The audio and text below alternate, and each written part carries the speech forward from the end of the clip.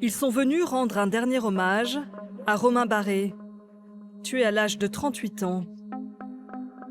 Alexandra, sa compagne, soutenue par les meilleurs amis de Romain, et une foule d'anonymes. Ils étaient plus de 2000, samedi 22 octobre, dans les rues de Nantes.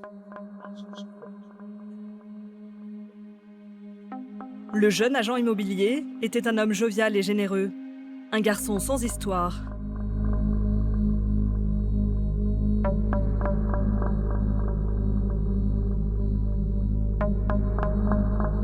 Trois jours plus tôt, le corps de Romain a été retrouvé dans la Loire. Il avait disparu depuis le 28 septembre. Un crime au mobile insaisissable qui aurait été commis par des jeunes de moins de 20 ans.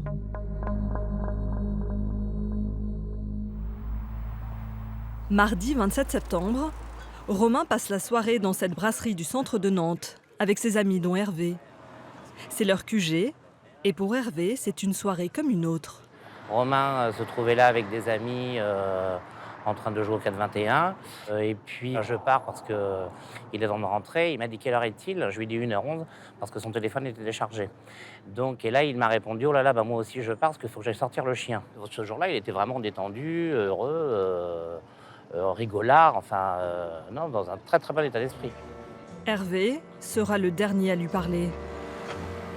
Le lendemain et le surlendemain, Romain ne vient pas au travail, ici dans la Tour de Bretagne. Il partage ses bureaux d'agent immobilier avec Farid depuis 7 ans. Farid se pose des questions. Il avait des dossiers en cours, donc quelqu'un de très méticuleux qui va au rendez-vous notaire. Donc quand un notaire me dit non, mercredi il n'est pas venu, là je me suis vraiment inquiété. Ce n'est pas dans ses habitudes. Même un excès de soirée, il m'appelle, quoi. Il me dit voilà, je serai pas au bureau, je suis fatigué ou autre chose. Donc non, c'est pas possible. Il lui est forcément arrivé quelque chose. La compagne de Romain est elle aussi sans nouvelles. Après 2 nuits d'absence, Alexandra se rend au commissariat pour signaler sa disparition. Ses amis, eux, placardent des centaines d'affiches dans tout Nantes, avec le visage de Romain et la photo de sa voiture, introuvable comme le jeune homme. Et ça va payer. Dans ce quartier résidentiel, une habitante a remarqué sur ce parking, à plusieurs kilomètres du restaurant où il a été vu pour la dernière fois, la présence d'un groupe de jeunes dans une voiture, identique à celle de Romain. Nous l'appellerons Isabelle. Elle a souhaité rester anonyme. Comme le quartier est assez tranquille, en fait, on s'est un peu, quand moi je les ai regardés, je me suis vraiment posé la question de ce qu'ils foutaient là. Ils ont parlé tranquillement, en fait, ils n'étaient pas du tout agressifs, ils étaient un petit peu perchés parce qu'ils avaient fumé, mais sans plus, quoi. À un moment donné, on voit la photo de l'avis de recherche de la voiture de Romain. On a percuté le dimanche matin que c'était la voiture qui était devant chez nous, quoi. Isabelle prévient la police. C'est bien la voiture de Romain. À l'intérieur, des vêtements qui ne lui appartiennent pas. Les jeunes, eux, se sont volatilisés. Une information judiciaire est ouverte et les policiers découvrent tout de suite des faits troublants. Le matin de la disparition de Romain à 8h, sa carte bleue a été utilisée 2 fois sur Internet pour commander plus de 2000 € de matériel hi-fi et de téléphonie. Les achats n'ont pas abouti. Les policiers retrouvent aussi sur la vidéosurveillance d'une ligne de tramway la Peugeot 207 de Romain, dès la nuit de sa disparition. 2 inconnus sont à son bord. Mais c'est le témoignage d'une lycéenne qui fait basculer l'enquête. Au commissariat, elle explique qu'une de ses connaissances se serait vantée d'avoir volé une voiture et d'avoir tué son propriétaire. 3 jeunes sont arrêtés.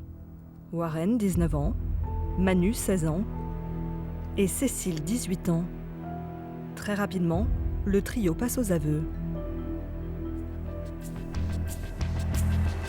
Les 2 jeunes garçons expliquent avoir d'abord aperçu Romain sur ce parking, quelques minutes après sa sortie du restaurant. D'après eux, il dormait dans sa voiture. Il lui aurait volé sa carte bleue et son portable, mais Romain se serait réveillé. Ils auraient alors frappé l'agent immobilier et auraient voulu effacer les traces de leur agression, selon leur dire. À l'aide du gilet jaune de sécurité et d'un câble, ils auraient étranglé Romain avant de placer son corps dans le coffre de la voiture. Warren et Manu seraient passés chercher Cécile, la petite amie de Warren. Puis, le trio aurait roulé jusqu'au quai Wilson. C'est ici qu'ils auraient jeté Romain dans la Loire. Selon leur déclaration, l'homme était encore en vie. Ils expliquent avoir par la suite garé la voiture de l'agent immobilier sur le parking où elle a été repérée. 10 jours après les faits, le trio est mis en examen. Manu et Warren pour meurtre aggravé, Cécile pour complicité. Ils sont tous les trois incarcérés dans cette prison de Nantes. Quand elle apprend leur incarcération, Isabelle n'en revient pas. J'étais surprise qu'ils restent toute la journée dans la voiture, qu'ils repassent, qu'ils ne se cachent pas. Quelques heures avant, en fait, ils ont fait un meurtre, en fait, et les gars, ils sont dans la voiture, tranquilles, à écouter la musique, fumer. Tout cet ensemble-là, en fait, était très choquant. Comment ce trio, encore scolarisé il y a quelques mois, aurait-il pu sombrer dans une telle violence ? Le plus âgé de la bande, c'est Warren, 19 ans. Il a grandi en région parisienne. Il est l'aîné de 4 enfants, élevé principalement par sa mère, dans une famille sans histoire. Il y a 1 an et demi, en première année de bac pro dans ce lycée, il connaît ses premiers déboires avec la justice. Entre mai et juin 2015, il aurait fracturé 86 véhicules pour y dérober des objets. 6 mois plus tard, il est accusé de vol de portable avec violence au sein même de son lycée. Il est condamné à 8 mois de prison ferme par le tribunal de Bobigny. À l'époque, Maître Tage le défend. Elle se souvient de son client tout juste majeur qui ne voulait plus vivre au crochet de sa famille. C'est quelqu'un de très fragile et qui finalement, mais très gentil, et qui a eu cette soif d'autonomie, d'indépendance. Et de là ont commencé les difficultés. Ouais. En juin dernier, à sa sortie de prison, Warren lui confie même ses projets. Il m'avait indiqué qu'il souhaitait intégrer l'armée. Puis même sur le plan professionnel, il voulait s'en sortir, essayer de s'insérer professionnellement parlant. C'est à ce moment que Warren rencontre Cécile, dans un bar de son quartier. Elle est venue de Nantes avec une copine passer le week-end en région parisienne. Warren et Cécile tombent amoureux, même si tout semble les opposer. Cécile a grandi dans ce petit village à 40 km de Nantes. Cadette d'une famille soudée de 3 enfants. Élève en première S, elle a arrêté les cours depuis le mois de mars. Le père de Cécile a accepté de nous recevoir anonymement.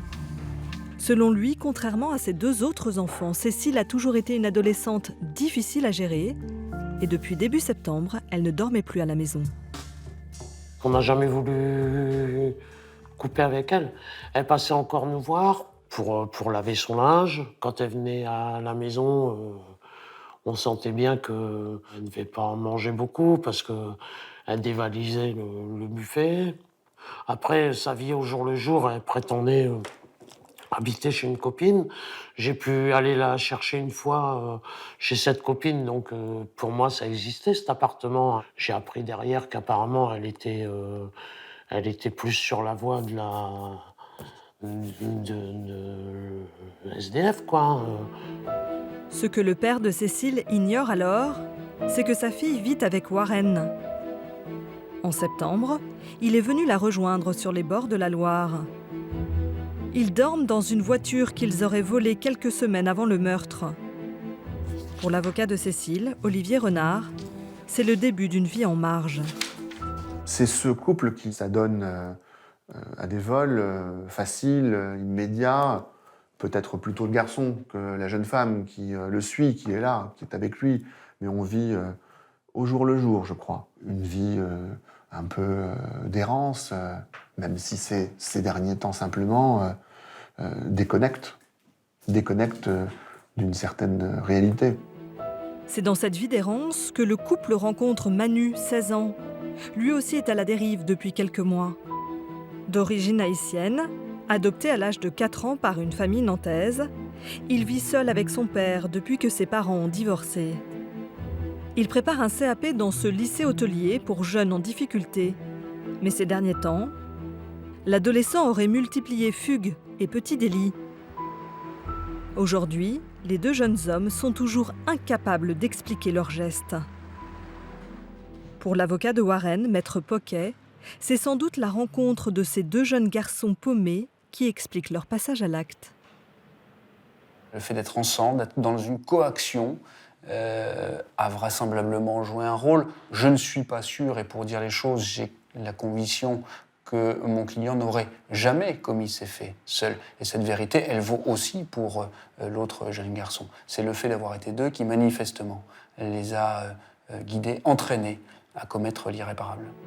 Manu, lui, déclare que l'idée n'était pas de lui. Son avocate n'a pas souhaité nous accorder d'interview, mais elle pointe le passé douloureux de son client. Manu aurait subi un traumatisme d'enfance, l'assassinat de ses parents biologiques en Haïti. Il aurait aussi parlé de pulsions violentes qu'il n'aurait jamais osé avouer à personne.